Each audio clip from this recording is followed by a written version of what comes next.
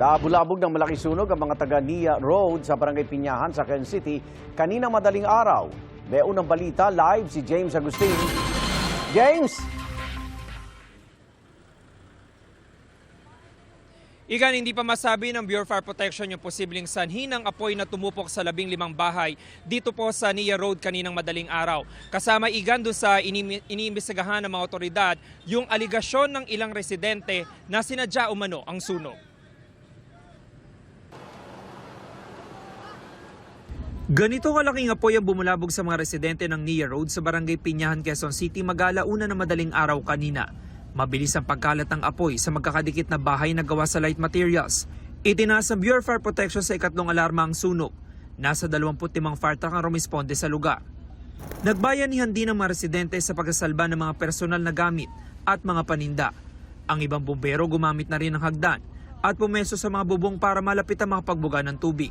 Halos 30 minuto na po nakakalipas ng sumiklab yung sunog dito sa residential area pero patuloy pa rin po itong inaapula ng mga bumbero. Gumapang na rin po kasi yung apoy sa loob ng mga eskinita.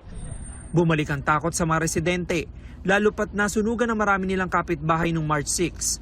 Si Rosie hindi lang bahay ang natupok, maging ang kabuhayang sari-sari store. Bigla na lang may sumigaw na sunog. Paglabas ko ng tindahan, ang laki na ng apoy. Ang senior citizen na si Luz Wiminda, iilang gamit lang ang naisalba. Nakita namin, malaki na yung apoy. Pagpasok namin, hindi na kami makapasok nga. Takbo na lang ng mga bata, yung ito nga, saka yung mga damit. Habang si Roldan, sinubukan pang apulahin ng apoy sa kanilang bahay, pero hindi kinaya. Biglang sumiklab hindi na namin naagapan Kinuha ko na lang yung urn ng kapatid ko, tapos lumabas na kami, tsaka nilabas ko yung father ko, dalawa lang kami dyan. Napula ang sunog matapos sa mahigit 1 oras. Ayon sa BFP, tinatayang nasa 15 bahay ang natupok. Inaalam pa ang kabuang bilang ng mga pamilyang naapektuhan. Iniimbestigahan din ang sanhi ng apoy. Sa initial investigation po ng ating mga investigador, galing po sa isang partially damaged na bahay yung nasunog noong nakaraan, pero walang nakatira, bakante. And wala ring supply ng kuryente. Tingin ng ilang residente sinadya umano ang sunog. Kamakailan binigyan daw sila ng hanggang May 30 ng local government para umalis dahil tatayuan ng vertical housing ang lugar. Talaga sinadya na kasi pinaparis na nga talaga kami dyan. Papavolunteer na nga kasana kami. May usapan na kami diyan sa City Hall.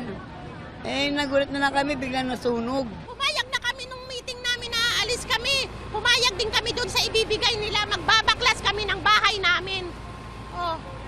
Tapos kailangan pa ganyanin kami? Hindi naman sang-ayon ng mga taga-barangay sa hinala ng mga residente. Nagkaroon ng araw ng 2 pulong ang mga residente sa Quezon City Government kung saan sila ililipat. Hindi naman siguro, wala naman nananadya. Baka mamaya marami kasing pumapasok dyan ng mga nangangalakal, nagsusunog ng mga tanso. Kaya hindi pa namin alam kung ano talaga yung pangyayari.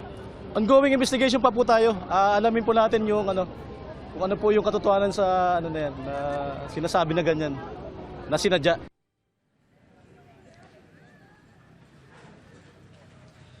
Samantala, Igan, ito yung sitwasyon dito sa bahagi ng Nia Road kung saan po may nangyaring sunog kaninang madaling araw. May mga residente tayo nakita na bumalik ngayong umaga para makita kung meron pa ba silang mapapakinabangan dito. Ang barangay naman nakipag-coordinate sa QCDRMO para malaman kung saan posibleng ilikas yung mga residente na naapektuhan kaninang madaling araw. Kasi nung March 6, nagkaroon ng malaking sunog dito sa Nia Road at ang naapektuhan noon more than 2,300 na mga pamilya. Karamihan po doon sa mga yon ay nasa mga evacuation center pa, kaya puno din yung mga evacuation center ng barangay. Sinusubukan pa po natin na makakuha naman yung panig ng Quezon City Local Government kaugnay doon sa aligasyon ng ilang residente na sinadya umano ang sunog.